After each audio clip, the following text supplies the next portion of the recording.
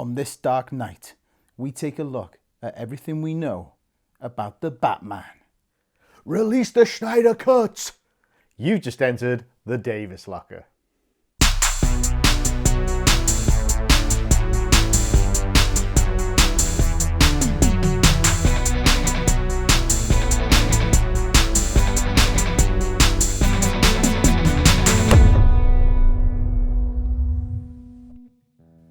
Hello and welcome to the Davis Locker. I am your host Chris Davis, and with me as always, the masked vigilante himself, the Caped Crusader, the hero of Gotham. It's Gazza D. Holy film-based podcast, Batman! Gazza D, what we got going on today? Well, as you said, basically we're going to tell you everything we know about the Batman. Before we crack on, if you haven't already subscribed to the channel, fling a batamarang right over at YouTube, innit, That's it. Smash that subscribe button, hit the notification bell icon, and you'll be updated every single time we upload any new content. Right, let's do this. Well, the fact is, though, we don't know a great deal, but we'll try and go through what we do know, which has kind of come from leaks, Yeah. on-set photos, etc., and stuff that the director, Matt Reeves, has actually posted on his own Twitter. And talking about social media, we got a Twitter account, haven't we? We have got a Twitter account. We've got a Facebook one as well. At the Davis Locker on Facebook, Twitter, and Instagram. So Matt Reeves then, the director. A good choice, I think. Yeah, I really like Matt Yeah, Reeves. good I think choice. he's done some really interesting films. He's a really good visual storyteller. I think he's a good choice. Started off, he didn't start off, he came to prominence with Cloverfield. Big fan of Cloverfield? Oh, mate, I absolutely love it. Great. And it's Great one of film. those things that it's on TV quite a lot, but I'll watch it. Whatever point it's at, I'll stick it on. Yeah, always, because it's just such an exciting film, isn't it? Yeah. If you haven't seen Cloverfield, it's basically a sort of found footage piece, isn't it, really, where we see some camera footage that's been recovered of a guy who's about to leave to move to Japan. Yeah. Rob, his name is, I think. Yeah, Rob. And basically his friend Hud is doing most of the filming, isn't he? And so you got this found footage style. It's very shaky, so shaky, in fact, that when it came out in the cinema, there were even warnings on the theatre doors and things saying, look, if you get motion sickness, go to something else. I don't know what was out at the time, but go and watch something else. Don't watch this. But big fan. The best thing for me about it was the teaser trailer that they released. Yeah, really Basically, what they did was they released a teaser trailer. It showed before Transformers and some other films that were big at the time, and it was about a minute and a half or something like that of footage, culminating in the Statue of Liberty's head flying down a street in New York.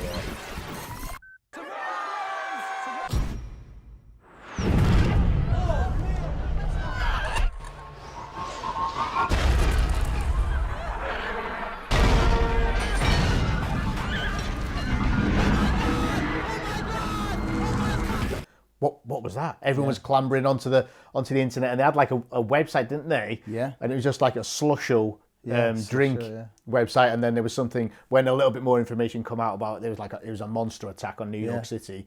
They got some more information about, I think, wasn't it like a power plant or something in Japan? Yeah, they had the stuff about the power plant in Japan. They went kind of quite a few steps, didn't they? So they basically created MySpace profiles for all the main characters, and their last log on was the day of the premiere of the film, and just things like that. And I think it's quite interesting because people have been saying about Matt Reeves, oh, he's leaking loads of stuff, this is awesome.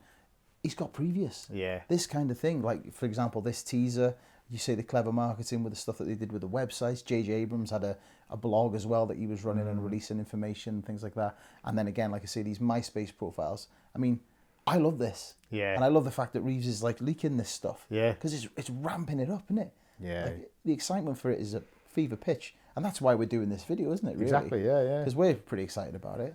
Yeah. And from what we can gather on across our social media, so is everyone else. Yeah. So, I mean, I like Matt Reeves. I'm a big fan. And they were good friends as well, JJ and Matt Reeves, from way back. I think he used to do short films together. And Well, after Cloverfield, of course, he did Let Me In, which was a remake of Let the Right One In, a Swedish film. But his films I like most are the Planet of the Apes films. Really good. Dawn of the Planet of the Apes and War for the Planet of the Apes. Yeah. Oh my God, they're so good, those films. Yeah, I agree. And again, a lot of effects in these types of films, but what he just brings out actors that like their best attributes, I think. Yeah. And we're going to get onto cast a little bit later, and I just think what he's put together is just exciting. It's just super exciting. It's going to be good, isn't it? Yeah, it's going by the working title of Vengeance. I'm not sure if that gives us a bit of a teaser. Okay. And we expect it to be out June 2021. 2021. So what's the basic premise, Gaz? What can we tell them? So yeah, I mean, it's going back to his origins, really, and not the retelling of the origin of Batman. It's almost, I think, it's year 2 of Bruce Wayne being Batman. So from what we've seen, he's not going to have all these gadgets and gizmos. It's very much Detective Batman. Yeah, and that's what Reeves has come out and said himself. He said it's a plot-driven noir, saying, like you say, going back to Detective Batman. And he's doing it because he said, it's a Batman that we've not seen in the movies yet. He's supposed to be the world's greatest detective. And we don't really see him doing much of that in the previous films, do we? Yeah. So I'm really excited by it. And, I can't wait for this style of Batman to be seen on screen. And, it's one that I've been... As soon as it was announced, I was really excited about it. And like I say, we were looking into it and seeing that it's this noir style. And I can't wait. I really can't wait. And I think it draws, from what we understand, quite heavily from Batman Year 1 and Batman 0 Year, which I think the latter was a kind of a reimagining of the old Year 1 Batman story. Yeah. And the long Halloween as well, I think. Yeah. So who is the Batman? Who is the Batman, you ask? Yeah. It's only Robert Pattinson. Really? Yeah, I'm a big fan of Robert Pattinson. Yeah, I think it's been... At first, I thought there was a lot of negativity around it, and I think people have just gone, oh, he's just that fella from Twilight. Yeah, he's just that shiny bloke, isn't he? Yeah. But he's so much more than that.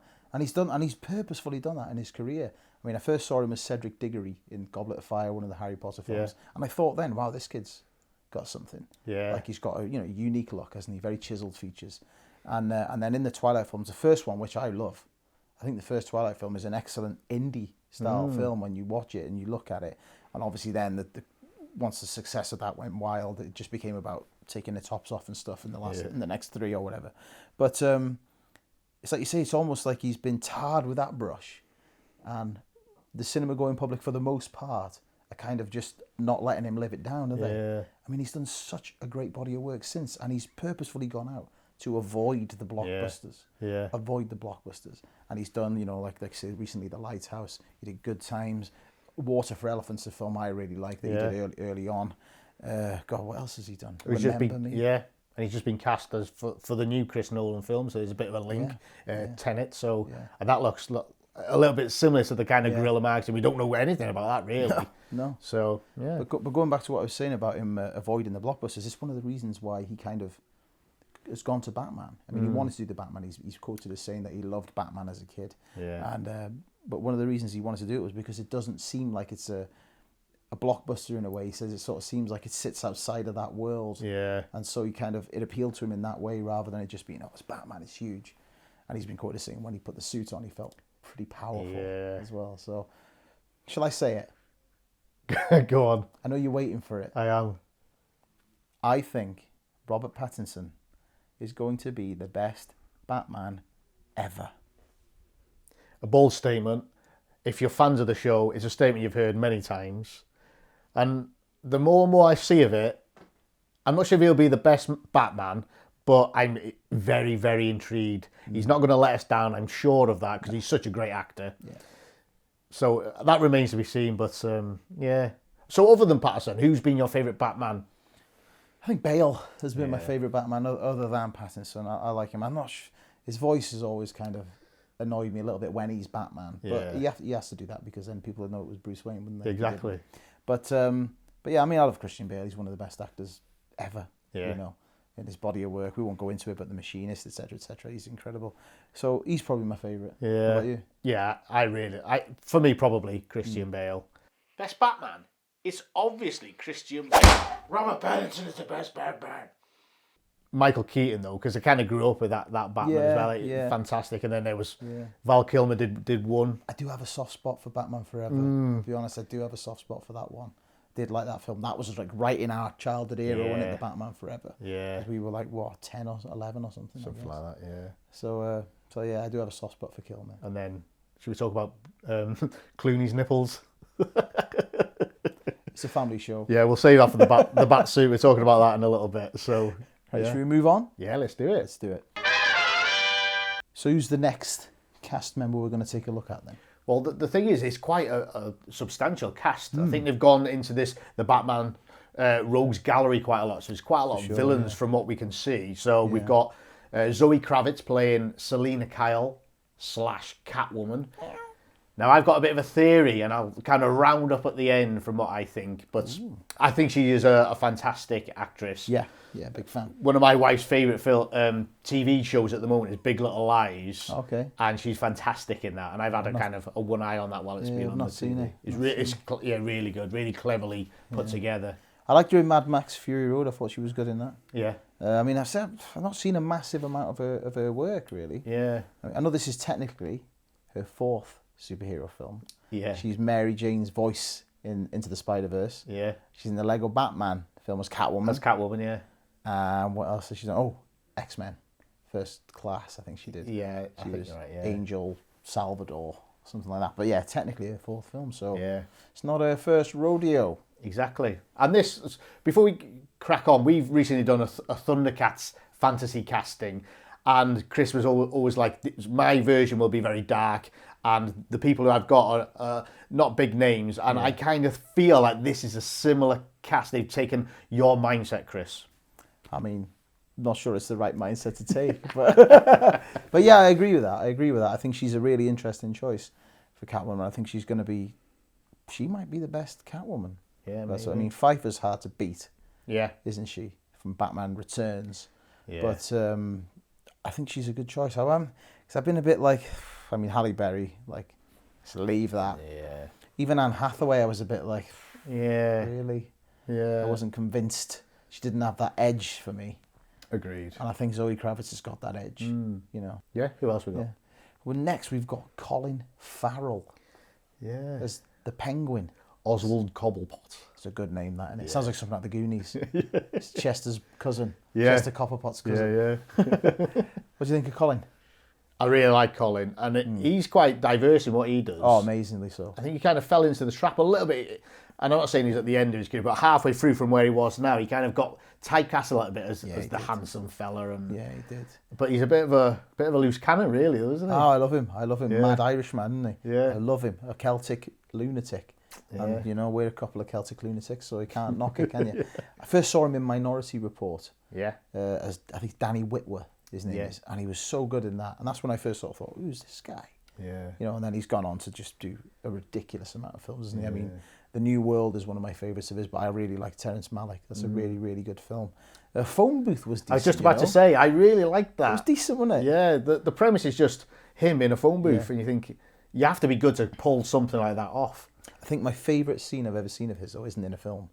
It's in True Detective. Right, Have you seen the bit with where his kid's getting bullied? Yeah, And he goes to the house and, like, pulls the dad out and, like, beats him up with a knuckle duster in the garden and says, bully my kid, I'll bully your dad, kind of thing. It's like, whoa. Ray Velcoro, I think his name is in that. And that's an amazing scene.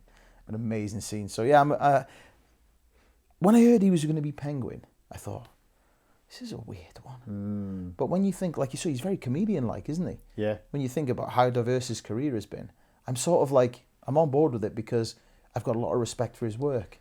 Yeah. So I think he can do it. Agreed. And I think a lot of people have kind of gone, oh, because of Danny DeVito is so burned into the mind. That's what I was going to say. That little, like, kind of penguin is just sort of, it's locked in everyone's mind, isn't it? But in the comic books, he's not really like that. He's kind of a slimmed down version, more like the Burgess Meredith from the Adam West Batman era than Danny DeVito was. Yeah, but that's from the mind of Tim Burton, that penguin, isn't it? So it was always going to be a bit left of field, wasn't it? Yeah. So who's next?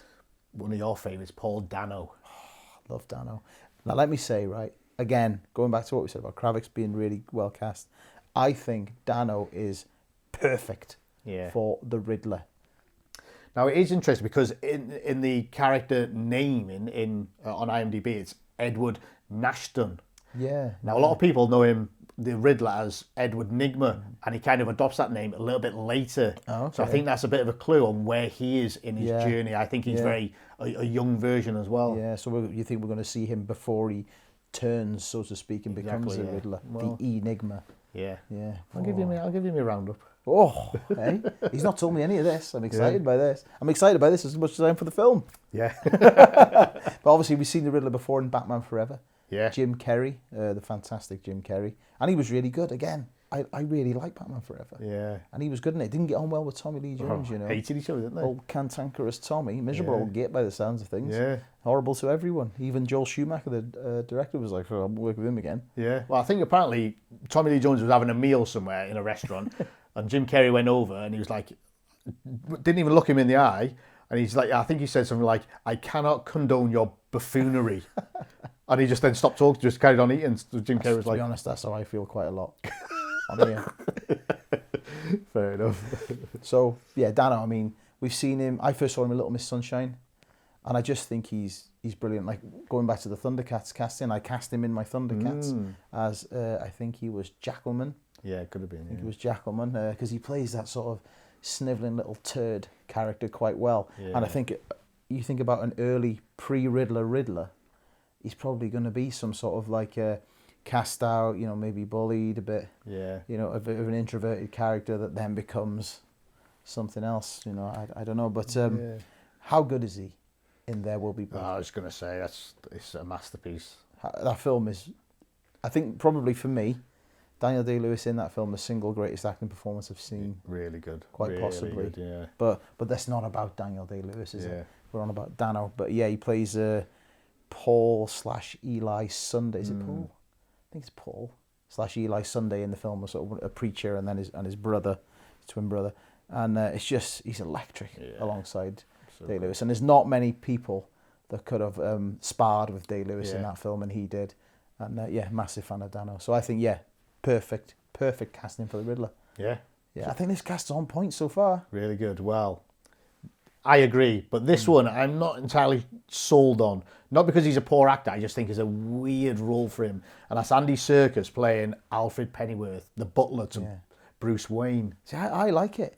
I like it. Alfred's supposed to be like an ex-SAS kind of tough guy. We're going to see a younger Alfred. I know what you're saying, but is that like the Penguin syndrome? Is it because you're so locked into a sort of a Michael Caine type character? Potentially. That you know, that it is hard to sort of imagine. I know what you're saying. Yeah. But I think Andy Serkis is that good that it's going to be, he's going to be really good in it.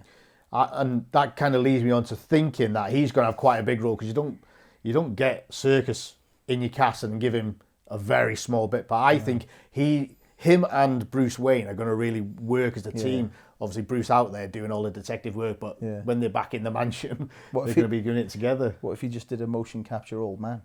And we're totally wrong. He's not playing a young Alfred. Playing a really old one. He's just motion capturing it like everything else. You might be right. Because he's known for Gollum, King Kong, Snoke, Caesar in Planet of the Apes, as we mentioned. Matt Reeves, obviously that link there.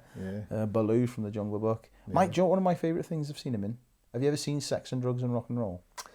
I have, yeah. So I've been out quite a while ago, but he plays Ian Jury from Ian Jury in the Blockheads, and he's amazing in that. Amazing. So again, another, like Colin Farrell, like another chameleon. Yeah. And I know what you're saying about it's hard to imagine him because we're so used to an older Alfred. Yeah. But, you know, we've got to give him a shot, haven't we? Oh, definitely. I mean, he's one of the best. He's earned it. Yeah. Andy, you can have your go. We've okayed it. Yeah. Next. We've got Jeffrey Wright playing a young Jim Gordon. Interesting choice again. And another one that's like, he's a character actor, so people will know his face, but he's not a lead guy. And I think he's another great choice for Gordon. Hard to follow Gary Oldman. Yeah. One of the greats, isn't he? But I think there's so much separation with this one and the other films, it seems to me. Yeah. That I think there's people, they'll be fine with that. There won't be as much comparison, I don't think. Yeah, agreed. I don't think there will. Have you ever seen Lady in the Water? I have, yeah. I'm a big fan of Night Shyamalan. This is one of his more critically panned films. I'm not a big fan. You're not a fan? No. I liked it. I really like it, but I'm biased. I really like his films. I love his cinematography. But he's in that as Mr. Jury, who's the sort of, becomes a symbologist or something like that. And it's such a great story. I love it. But Syriana he was in as well, I think. Yeah, Ides of March, I really like that. He's just one of those people, isn't he? Yeah. That you've seen, and he's always rock solid. Yeah. Always rock solid. So I think it's going to be same again from him. Yeah.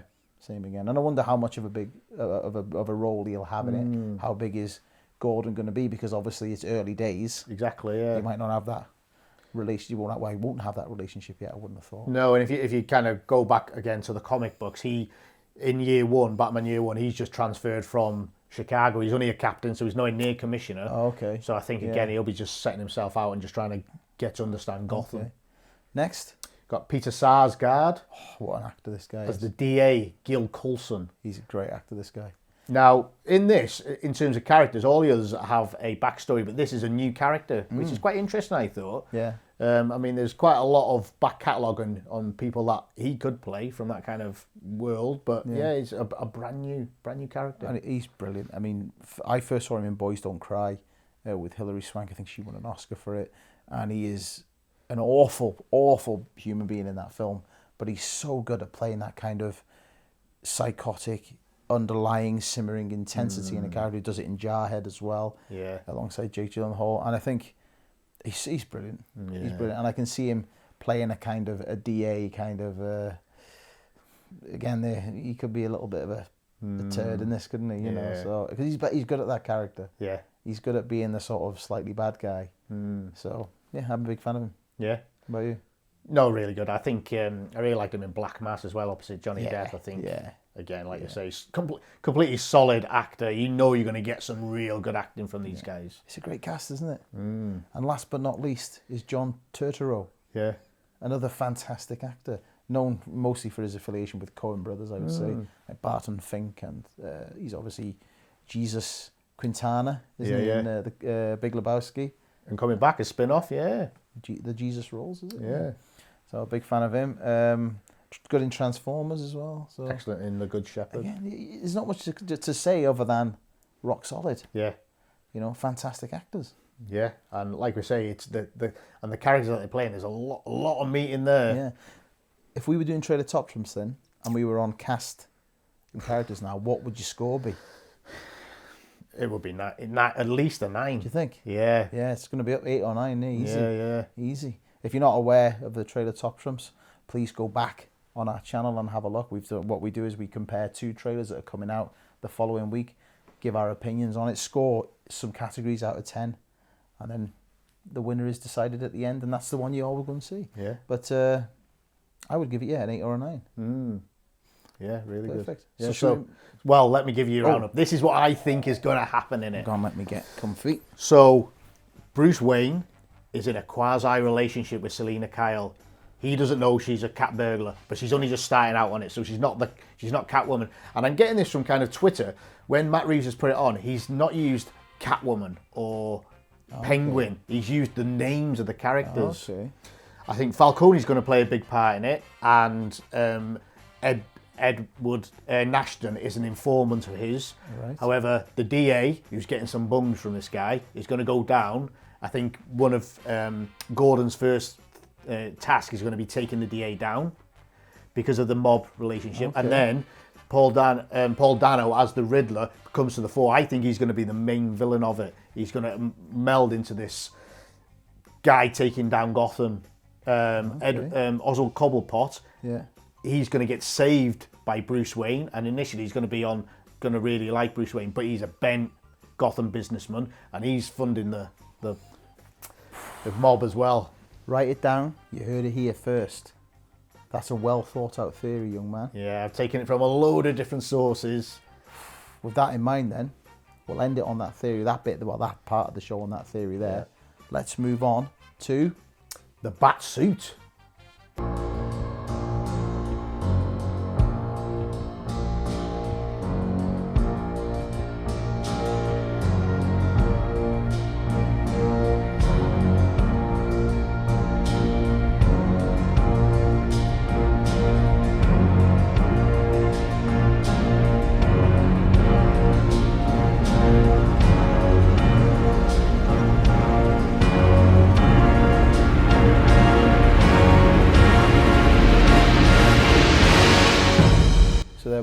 first look at the new Batsuit. What are you thinking? It's good. I mean, we've obviously had that. We've had some on-set kind of photos from Glasgow.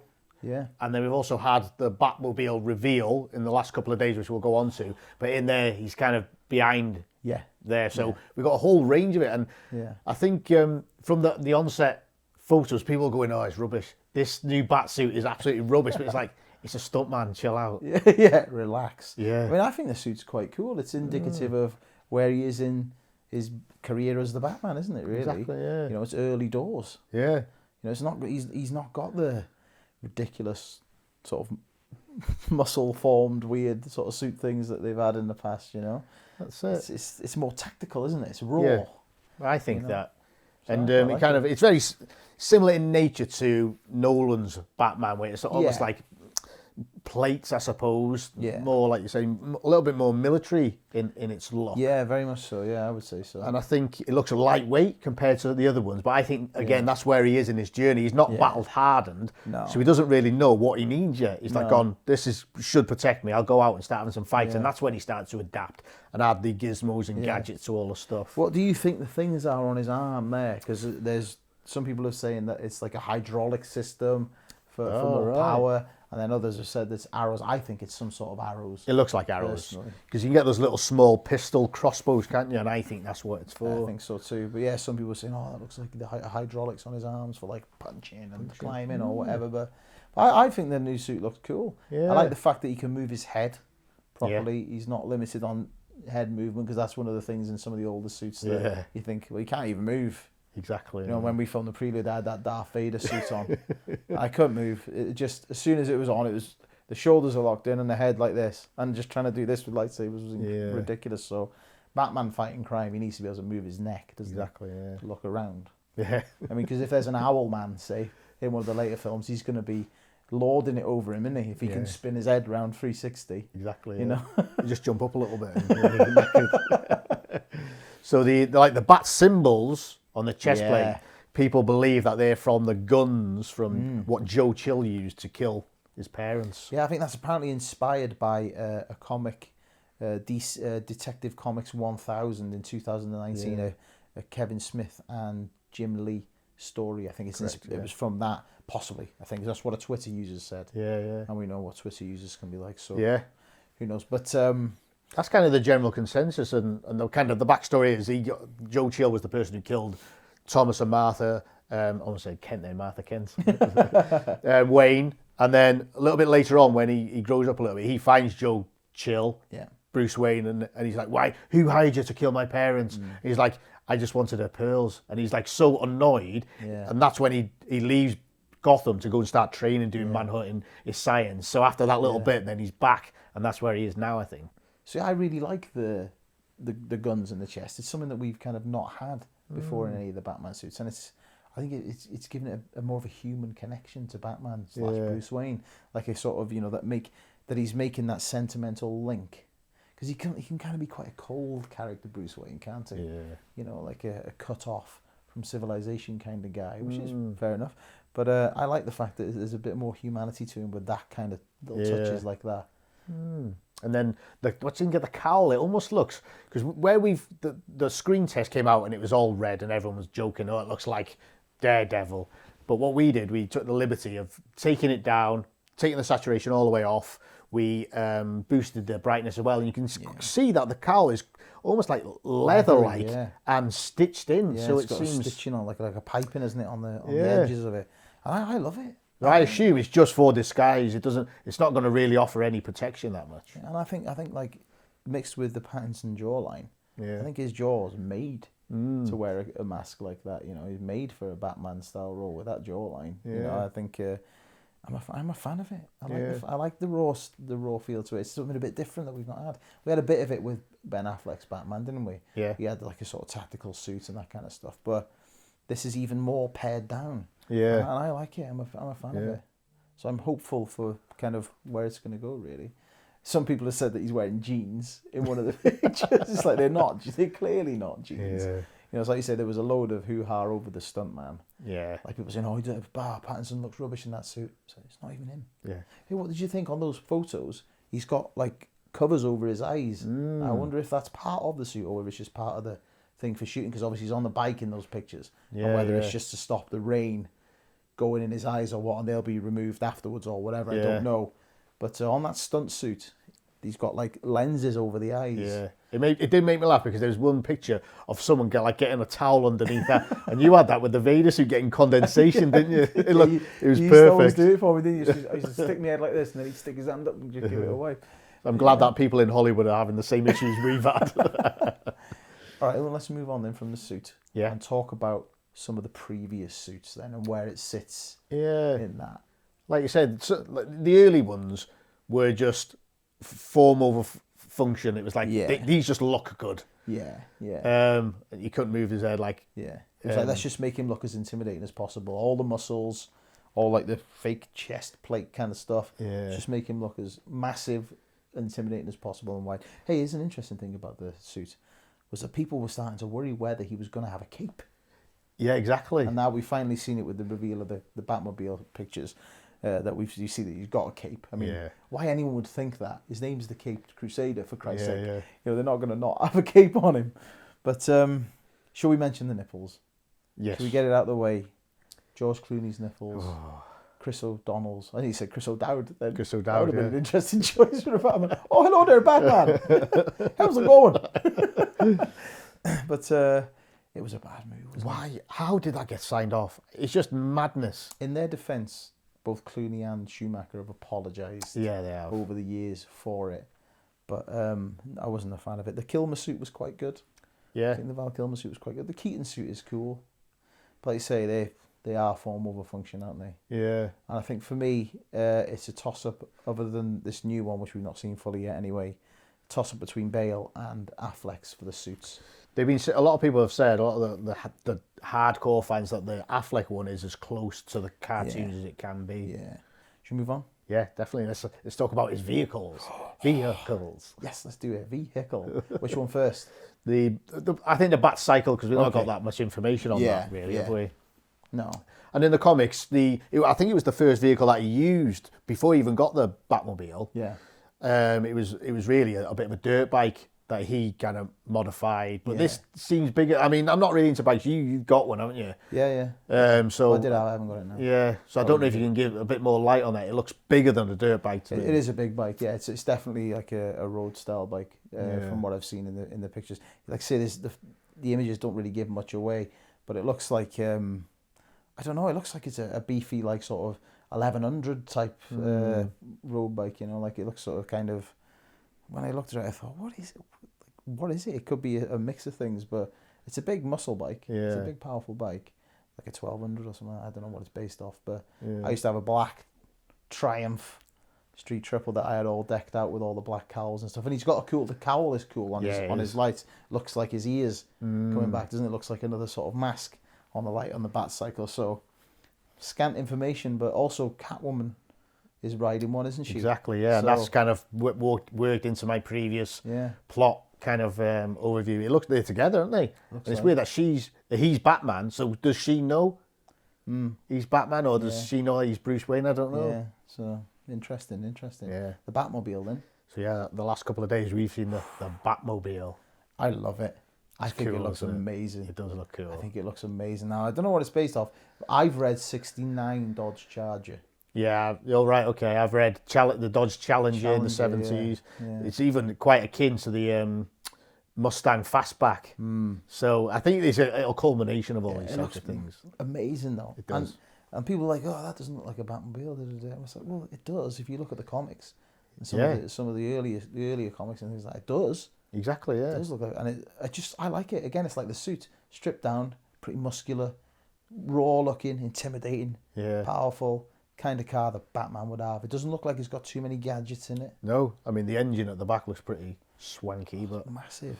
But yeah, I mean again, he's his second year of Batman. You don't expect a super Batmobile like he's had. I think what I would say is, because it's Detective Batman, noir style Batman, from what Reeves has said, I wouldn't expect him to have this like fire breathing monster car, to be honest. But you know, I don't know. You'd think he'd have something a bit more covert, wouldn't you? Yeah. But there you go. Batman can hardly go around in a Prius with making no noise, can he? Plus he needs that though.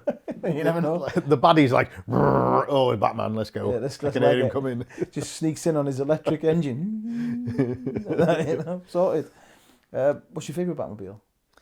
Well, I do like the Tumbler from the Nolan ones, but I think just the one Michael Keaton's. Really? Yeah, I like it. It was so flipping heck. What is this? Mental, wasn't it? Yeah, it's crazy. It was mental. It was actually, someone measured it. It was actually 25 foot long.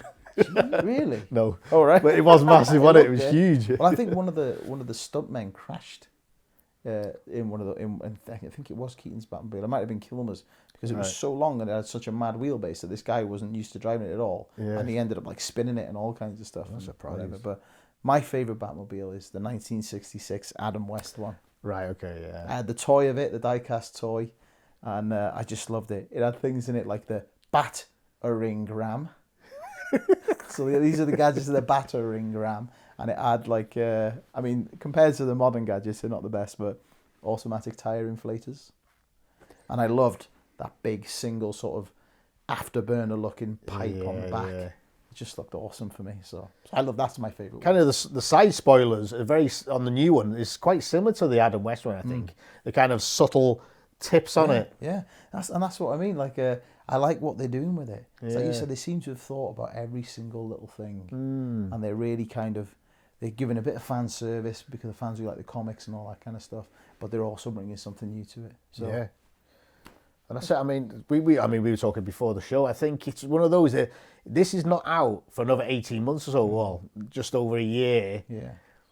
How are they going to be able to keep up this momentum? They're leaking some stuff out now. It's like, obviously, people are getting excited about it, but I think it's one of those, maybe they won't now. Perhaps that'll be it until it gets closer.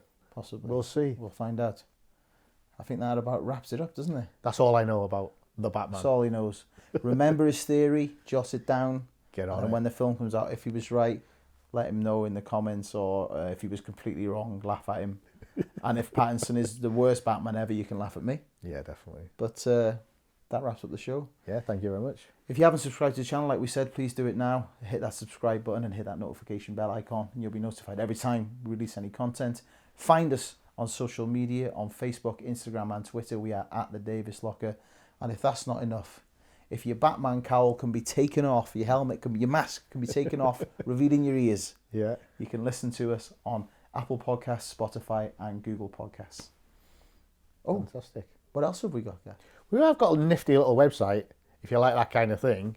Yeah, www.thedavislocker.com. So we stick all the news and reviews and everything that we find out is normally on there, and you can go back, have a look at the previous Trailer Top Trumps episodes that we've been talking about. I think you should jot your theory down on the website. Okay, I'll do that. Gazza get his theory on the website. Go and have a look at it when it's up. We shall see you soon. This has been The Davis Locker. That's what we know about Batman. See you next time. See ya.